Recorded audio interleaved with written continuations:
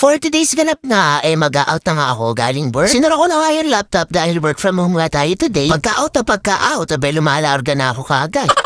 Lumabas na nga ako niya ng kwarto para nga pumunta na nga doon sa may kusina. Aalis kasi ako ngayon kaya kinuha ko kagad tong tuwalya. Pagkakuha ng tuwalya, dumaretso na nga rin ako sa CR para makapaligo na. Sabi ko naman sa inyo maaga yung shift ko ngayon kaya hapon pa lang. Pa-out na nga ako. Inayos ko nga lang yung mga sampayan at yung mga tuwalya at pinarado ko na nga din tong pinto. Diyos ko, huwag na kayo sumama kasi mabilis na naman ako maligo, diba?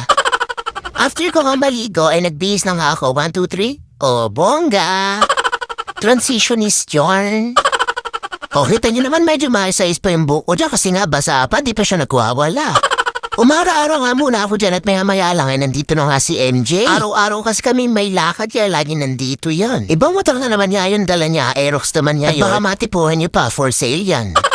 Pumunta na nga agad kami dito kala ina at sinusundo nga namin to sila Kim. Kasi yung kagayakan namin ngayon dahil manunood nga kami ng basketball. May laro kasi yung mga taga-highway ng mga aso. Sabi ba naman papakitaan daw niya ako ng mga 3 points niya. Sabi ni Tanggol kaya naman nanood ako. Abay, pura nga ang pagpapabidyo sa akin ng mga shoot daw niya. Pag ito, walang na-shoot. Aloko. Pagkarating nga namin dito, tumibok naman yung puso ko. Nakakita ako ng problem, ganyaman. Kaya naman bumili na nga ako. Pagkabili ko nga, pumasok na nga din kagad kami sa court dahil nga nag-warm up na yung mga player. O, tingnan nyo naman, kanyamanan yung problem. O, di kayo maingit for today's video. Kaganda pa mo ng uniform nila. Mananalo kaya sila for today's video. Medyo kabado nga sila dahil nga malakas sa makakalaban nila, sabi nga ni Tanggol. Pero sabi niya kumpiyansa naman daw siya dahil nasya si Tanggol. Aloha?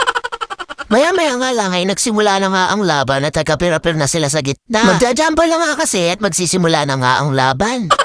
Aloko si Tanggol, tumira, Naribang nakakampi, tumira, Salamangka, sumalaksak, pinasa, nawala ang bola, Nasa kanila na naman niya ang bola, pinasa ng alanganin, nabla. Tanggol, nagmamadali, tumira, pinasa. Uy, 2 points. Tanggol, binuwaya ang bola. Naribang ng kakampi, kaso may foul. Jinro, dinadrive ang bola, pinasa. Tumira sa tres. Salamaka, malayo sa tres, tinira. Nakuha ng kakampi, tumira. Uy, easy 2 points. Ito nga pala itsura habang nanonood. Mukha na naman akong bagong gising at ito naman yung walang ligo. Ay, chares. Andito nga mga kasama namin at Diyos ko, mga seryosong laro, kala mo talaga naiintindihan. Back to the ball game na nga, may tumira sa tres. Tawa na kakampi. Uy. Isa pa. Uy, may foul. Salamangka, nagdadrive, sinalaksak, sumalaksak. Pinasa sa kakampi, kaso may foul. Ni-inbound ang bola, pinasa kay Salamangka. Nagdadrive, pinasa kay Tanggol. Na si Tanggol, rumaraga sa Rugo si Tanggol, napasma na. Nasaan niya na naman ang bola, pinasa sa kakampi, nag-drive. Uy, easy 2 point. Nasa aso na naman niya ang mga bola, pinasa sa kakamping matamkad. Uy, easy 2 point. Maya-maya nga may nakita ang babae ditong kumakawan. Doon pala si Mi. Nagpipritro nga niyan si Salamangka at easy point. Jinro, nagdadrive, pinasa sa kakampi. Traveling. Ay Diyos ko. Nang gewad ang laro. Tinan mo naman si Ming, kailit ng ulo, tambak kasi. At na-change court na nga po at hawak na nga nila ang bola at tumira. Kaso di nahuwa, Tanggol, tumira.